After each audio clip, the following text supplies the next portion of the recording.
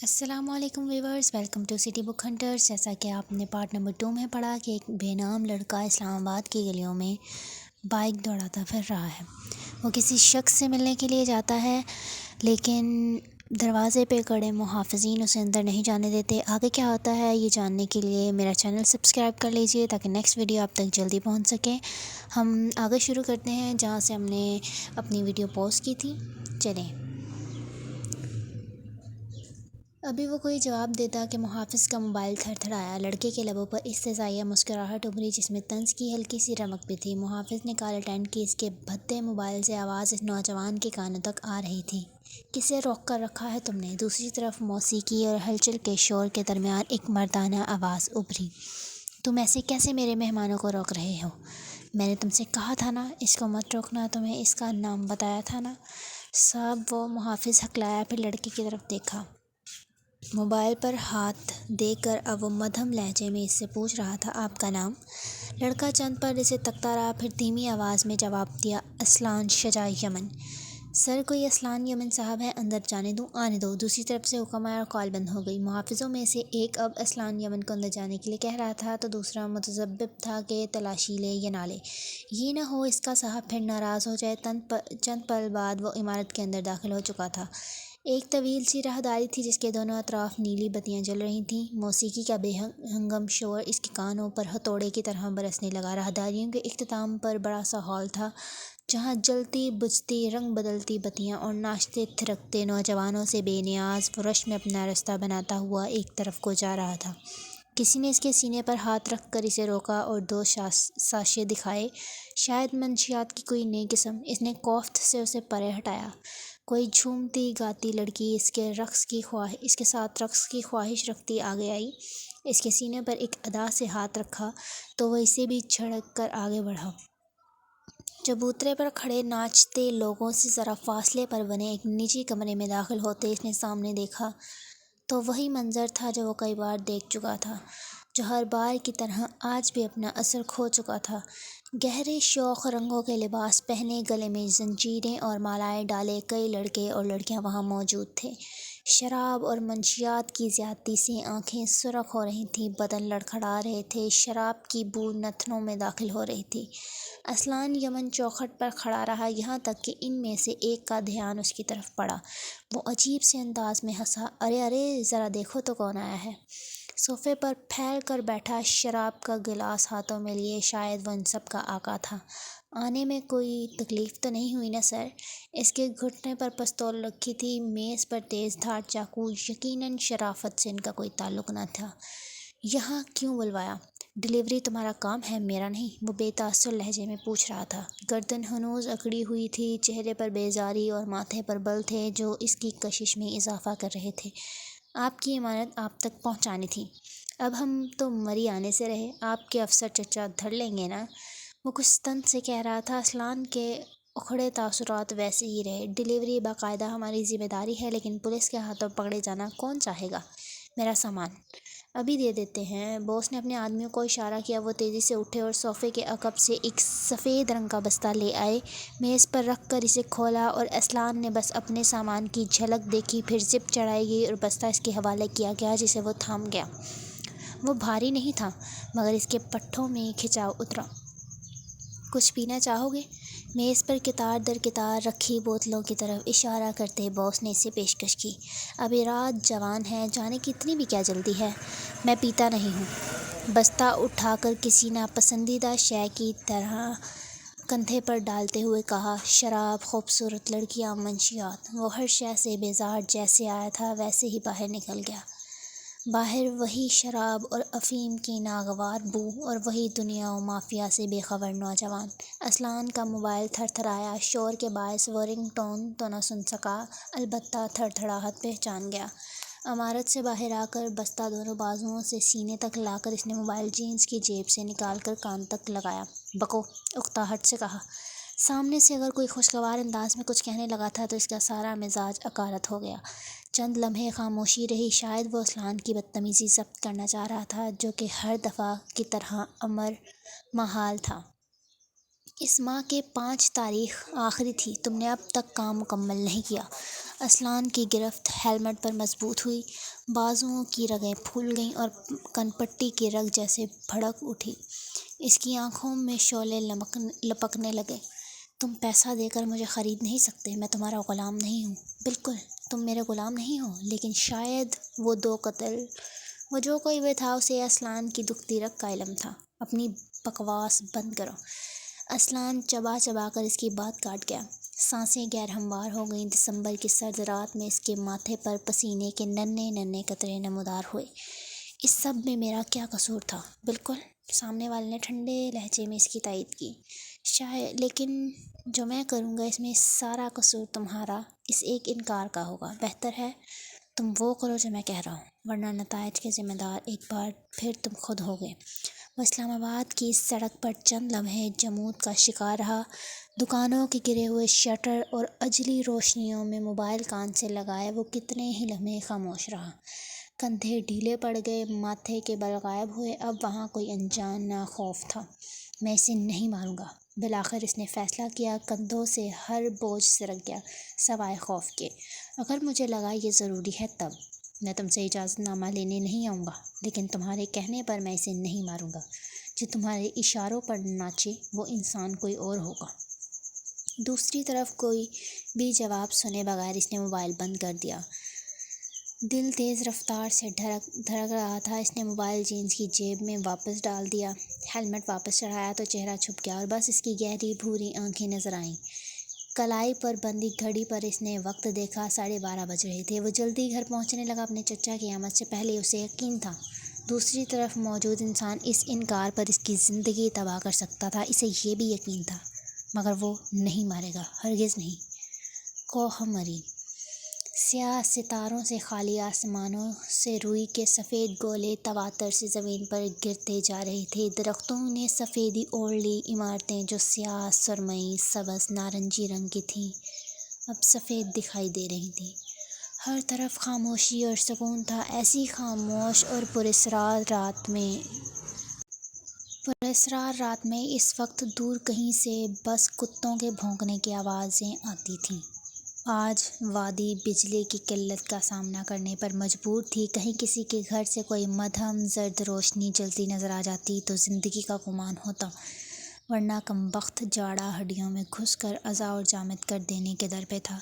ایسے میں وادی کے ایک اپر مڈل کلاس کالونی کی طرف آؤ تو قطار میں بنے پکے خوبصورت مکان اپنی تمام تر شان کے ساتھ کھڑے تھے۔ کہانی بھی اسی کالونی کے خوبصورت 2 منزلہ بنگلے سے شروع ہوتی ہے، جہاں گھر کے باہر پولیس کی خاص نفری بھاری تعداد میں جمع تھی۔ گاڑیوں کے سائرن جاری تھے، بتیاں جل بجھ رہی تھیں۔ زرد پٹیاں جن پر ڈو ناٹ کراس درج تھا گاڑی سے نکالی جا رہی تھیں۔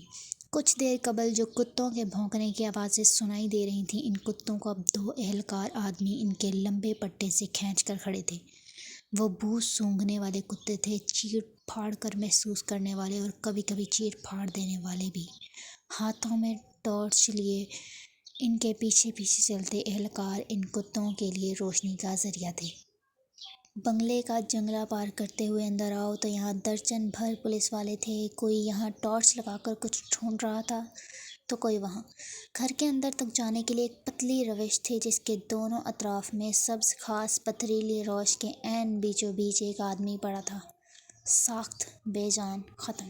اس کے گرد چاک کے نشان لگے ہوئے تھے۔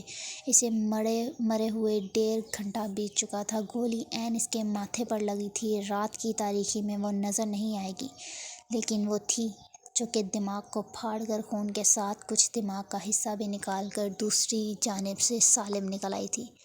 یہ لوہے کا ذرہ بھی کیسی چیز تھا، انسان کو چیر دیتا تھا اور خود سلامت رہتا تھا۔ اس کی آنکھیں کھلی تھیں، شاید بے یقینی سے تھی۔ لاش کے پاس ایک آدمی پنجوں کے بل بیٹھا تھا، جہاں خون جم چکا تھا۔ اس سے محض 1 انچ کے فاصلے پر اس کے لمبے بوٹ روش کے پاس گیلی برف میں دھنسے ہوئے تھے۔ وہ پولیس کی وردی میں نہیں تھا، اس نے بس سیاہ سویٹر کے اوپر اوور کوٹ پہن رکھا تھا۔ ہاتھوں میں دستانے اور ایک ہاتھ میں ٹارچ پکڑے وہ سردی سے نیلی پڑ چکی لاش کا معائنہ کر رہا تھا۔ آنکھیں، منہ، گردن، اس نے لباس کے باہر نظر آتے سارے جسم کا معائنہ کیا۔ اسی لمبے اسی لمحے سارا گھر روشن ہوا تھا، شاید کسی نے مین جنریٹر چلا دیا تھا۔ اسی روشنی میں وہ پنجوں کے بل بیٹھا آدمی نظر آیا۔ اس کا جسم مضبوط اور کندھے چوڑے تھے، بھوری آنکھیں زیرک اور پرسکون۔ وہ سہراب یمن تھا، سینئر پولیس انسپکٹر۔ دستانہ پہنے ہاتھوں سے وہ لاش کی کھلی آنکھوں کو اپنی انگلیوں کی مدد سے مزید کھول رہا تھا۔ آنکھیں سرد اور خالی تھی، بے تاثر، بے پرواہ۔ چند لمحے زخم دیکھتے رہنے کے بعد دفاتر وہ اپنی جگہ سے اٹھا۔ ساتھ چند لوگوں کو اشارہ کیا، وہ اب لاش کو اٹھا کر اسٹریچر پر ڈال رہے تھے۔ سفید اوور کوٹ والا آدمی اب بنگلے کے پچھلے حصے کی جانب جا رہا تھا۔ اس کے ساتھ مقتول کا بھائی بھی تھا، جو بار بار اپنی نم ہوتی آنکھوں کو رگڑ رہا تھا۔ بنگلے کے عقبی حصے میں بھی ایک چھوٹا سا باغ تھا، شاید ویسا جیسا داخلی حصے میں۔ لان کے دائیں طرف چھوٹا سا لوہے کا دروازہ تھا، جو شاید کئی سالوں سے بند تھا۔ سہراب غور سے اب اس دروازوں کو دیکھ رہا تھا، پھر قدم قدم چلتا وہ دروازے کی طرف بڑھنے لگا۔ چونکہ برف باری تھم چکی تھی، اسی لیے اس کے پیروں کے نشان بنتے جا رہے تھے، مٹ نہیں رہے تھے۔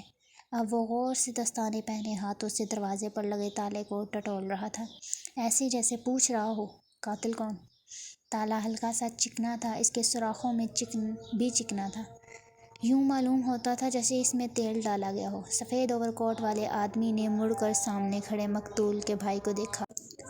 30-35 برس کا خوش شکل احد خان، جس کی آنکھیں سرخ نظر آ رہی تھیں اور چہرے پر ملال تھا۔ تو آپ کہہ رہے تھے کہ چور آپ کے گھر میں داخلی دروازے سے داخل ہوئے؟ وہ اب احد کو دیکھتے ہوئے پوچھ رہا تھا۔ اس کا لہجہ بھاری تھا، بارعب اور مربوط طاری کرنے والا۔ اس نے نیچے جھک کر ایک بھاری پتھر اٹھایا۔ کیا آپ سارا قصہ دوبارہ سنا سکتے ہیں؟ اس نے پتھر سے تالا ایک ہی ضرب میں توڑتے پتھر ایک طرف اچھالتے ہوئے پوچھا۔ احد نے اپنی نم آنکھیں ایک بار پھر رگڑ کر صاف کیں اور کئی بار سنایا جانے والا قصہ ایک بار پھر کہنا شروع کیا۔ ہم لوگ آج جلدی سو گئے تھے، لیکن پھر کچھ دیر بعد شور سے میری آنکھ کھل گئی۔ اوور کوٹ والا افسر چھوٹے سے دروازے سے باہر گلی میں نکل آیا۔ احد اس کے پیچھے ہی تھا۔ جب میں اٹھا تو میں نے دیکھا 3-4 لوگ بندوقوں کے ساتھ ہمارے گھر میں داخل ہو رہے ہیں۔ انہوں نے چوکیدار کو بھی مار گرایا تھا۔ آپ نے چوکیدار کو دیکھا نا؟ اس نے تائید چاہی۔ سہراب نے بس سر ہلانے پر اکتفا ادا کیا۔ احد نے کہنا جاری رکھا، میرا بھائی۔ وہ سوگواری ایک مرتبہ پھر طاری ہونے لگی، آنکھیں گیلی ہونے لگیں۔ میرے بھائی کو رات میں باہر بیٹھ کر کام کرنے کی عادت تھی، یا پھر وہ لان میں ٹہلتا رہتا۔ وہ آج بھی لان میں بیٹھا اپنا کام کر رہا تھا جب ڈاکو اندر داخل ہوئے۔ میرے بھائی نے ان کو روکنے کی کوشش کی، لیکن وہ شاید پکڑے جانے کا خوف میں تھے، اور پھر وہ رکا، گلا روندھ گیا تھا، اور پھر اسی مزاحمت میں انہوں نے میرے بھائی کو مار ڈالا۔ انہوں نے مار ڈالا۔ وہ اب پھوٹ پھوٹ کر رو رہا تھا۔ افسر پر کوفت طاری ہونے لگی تھی۔ وہ اب دوبارہ سے پنجوں کے بل زمین پر بیٹھا۔ بوٹوں کی سطح اب بھی برف کو چھو رہی تھی۔ وہاں کچھ نشان تھے، بھاری بوٹوں کے، یہاں سے گزر جانے کے نشان، ثابت واضح نشان۔ وہ اٹھ کھڑا ہوا، نگاہ اٹھا کر اوپر دیکھا۔ چھوٹے سے دروازے کے اوپر ایک جچھا بنا تھا، اور یہ نشان جچھے کے عین نیچے۔ یعنی برف باری ان نشانات کو نہیں مٹا سکی، کیونکہ یہاں برف ٹھیک سے گری ہی نہیں۔ اسٹریٹ لائٹ کی روشنی میں اس نے احد کے جوتوں کو دیکھا۔ اس نے سفید جاگرز پہن رکھے تھے، بے داغ، کورے۔ لیکن آپ کے جوتے بہت اچھے ہیں۔ زمین پر پنجوں کے بل بیٹھے اس نے ٹھنڈی ستائش سے کہا۔ احد کا چہرہ غصے سے سرخ ہوا تھا، چہرے پر یکدم سختی در آئی۔ انسپکٹر سہراب یمن، اس نے ایک ایک لفظ پر زور دیا تھا، میرے جوتوں سے زیادہ میرے بھائی کی لاش اہم ہے۔ وہ جتاتے ہوئے کہتا آگے بڑھ گیا۔ سہراب ہاتھ جھاڑ کر اٹھتا اس کے پیچھے گیا تھا۔ اوور کوٹ کی جیبوں میں ہاتھ ڈالے اس کی نگاہیں پرسکون ہو گئیں، ایسے جیسے کوئی اہم ثبوت ہاتھ لگا ہو۔ کچھ دیر بعد لاؤنج میں رکھے سفید رنگ کے مخملی صوفوں میں سے ایک پر سہراب بیٹھا تھا۔ اس کے سامنے احد اور اس کی بیوی بیٹھے تھے۔ تیسرے صوفے پر مقتول فہد کا بوڑھا لاغر باپ، اس کے ساتھ ہی فہد کا 4 سالہ بیٹا اور فہد کی بیوہ بیٹھی تھی، جو اب تک بے یقین تھی۔ سہراب گہری نظروں سے ان کا جائزہ لے رہا تھا۔ آس پاس تلاشی اور کارروائی جاری تھی۔ دفاتر اس نے اپنے ایک ساتھی کو آواز دی، وہ دوڑتا ہوا چلا آیا۔ سہراب نے اس کے کان میں کچھ کہا، ساتھی نے سر ہلایا اور کچھ دیر بعد وہ واپس آیا تو اس کے ہاتھ میں پانی کی 2 بالٹیاں تھیں۔ اس کے پیچھے ایک تیسرا آدمی بھی تھا، اس کے ہاتھ میں بھی اسی طرح کی بالٹی تھی، پانی سے لبالب بھری ہوئی۔ احد نے اچنبے سے پہلے ان بالٹیوں کو دیکھا تھا اور پھر صوفے پر آگے ہو کر بیٹھے سہراب کو۔ اس کی سانولی رنگت اور عام نقوش بھی اسی طرح گہرے اور پراسرار لگتے تھے۔ آپ ان سب بالٹیوں میں اپنے ہاتھوں کو دھوئیں گے، یہ تفتیش کا حصہ ہے، اور پلیز تعاون کیجیے گا، وہ کہتے ہوئے اٹھ کھڑا ہوا، ورنہ مجھے دوسرے طریقے بھی آتے ہیں جو کہ اس وقت آزمانا نہیں چاہتا۔ سہراب ایک ہاتھ میں بالٹی اٹھا کر سب سے پہلے بوڑھے باپ کی طرف آیا۔ پلیز تعاون کریں نقیب صاحب، اس نے نرمی سے ان کے کندھے پر ہاتھ رکھتے ہوئے کہا۔ بوڑھا نقیب اپنے لاغر وجود کے ساتھ ہلکا سا جھکا، بالٹی میں زمین پر پڑی بالٹی میں اپنے دونوں ہاتھوں کو ڈبویا اور پھر ذرا سا رگڑ کر باہر نکال لیا۔ اس کی آنکھوں میں بے آواز آنسو اب بھی بہہ رہے تھے۔ جوان موتیں بہت بری ہوتی ہیں۔ خاتون اہلکار اب فہد کی بت بنی بیٹھی بیوی کے ہاتھ دھلوا رہی تھی۔ پانی کورا صاف تھا، اس نے احد کی بیوی کے ہاتھ دھلوائے۔ پانی اب بھی صاف تھا، البتہ وہ ذرا غیر آرامدہ ہوئی تھی۔ اب کے سہراب یمن نے بالٹی احد کے آگے رکھی اور خود سامنے رکھی میز پر بیٹھ گیا۔ اس کی آنکھیں سخت تھیں، جسم کے آر پار سے گزرتی ہوئیں۔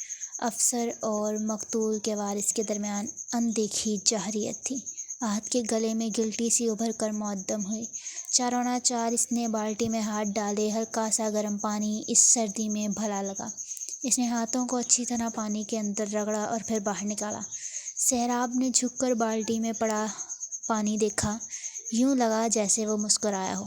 پانی کورا صاف نہیں تھا، وہ میلا بھی نہیں تھا، اس کے اوپر بس ہلکی سی، بہت ہلکی سی چکنائی کی پرت تھی۔ اب جھک کر احد کے کولے سفید جوتے دیکھو تو ان پر تیل کے بس تین ہی چھوٹے چھوٹے دھبے تھے۔ سہراب اپنی جگہ سے اٹھا اور مڑ کر اپنے ساتھ کھڑے اہلکاروں کو اشارہ کیا۔